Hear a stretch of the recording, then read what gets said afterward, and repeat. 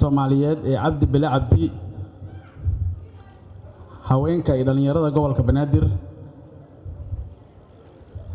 macallimiinta aasaasiyaasha isboortiga macallin Muuse iyo macallin Haadi dhammaan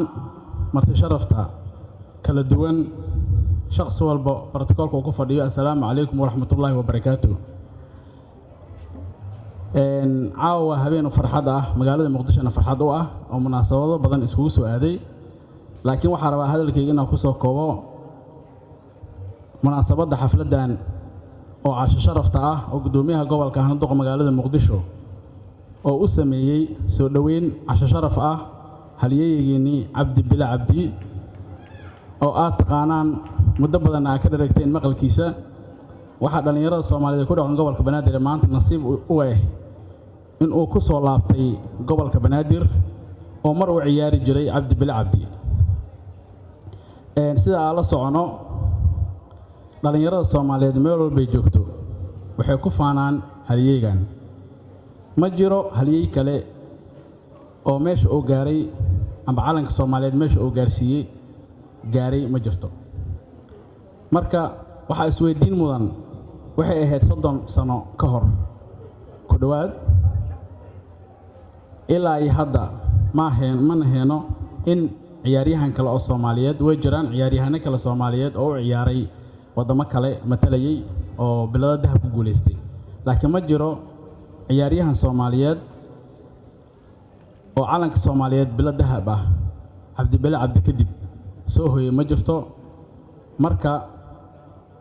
haddii ay dhalinyarada Soomaaliyeed meel walba joogto ee ku jirto ayagoo calanka Soomaaliya kor u haay inaysan bilad soo qaadi karin cawada waa kaas waxaan hor fadhiyo waa Cabdi Bile Cabdi oo ku soo guuleystay 87 Rome championshipkii ee caalamka wada daawanayeen markii la joogo qurbaha waxa xifaaltamo dhalinyarada ajnabiga ah shakhsi walba oo wadan kale ka yimid wuxuu miiska soo saaraa halyeeyadooda ciyaaryahanadooda ilaa ay hadda anaga marka joogno meelaha waxaan ku faanaa markana la weydiiyo maxaa qabtiin idinka YouTube-ka ku cararnaa waxa soo saarnaa Cabdi Bile Cabdi waqtiga ordayay iyo kaalimaha oo kala galay ilaa 96 oo waqtiga ugu dambeysay tahay Cabdi waa kaaga mahad celinaynaa magaca iyo sumcadda Soomaaliya u soo hooyday ku soo noqoshada magaalada Muqdisho oo aan kaga mahad celinayno wasiiradeena dhalinyarada iyo isboortiga xildhibaanad Khadiija Maxamed Diiriye oo asiibtay xaqiiqdii kuna soo aadisay maanta oo maalinta 6 Abriil oo isugu jirto laba munaasabadood maalinta horumarka isboortiga iyo nabadda isla markaasna maalinta ciyaartooyda Soomaaliyeed xildhibaan Khadiija aad ugu mahad celinaynaa asiibada ay asiibtay inay Cabdi Bile ku soo celiso magaaladiisa Muqdisho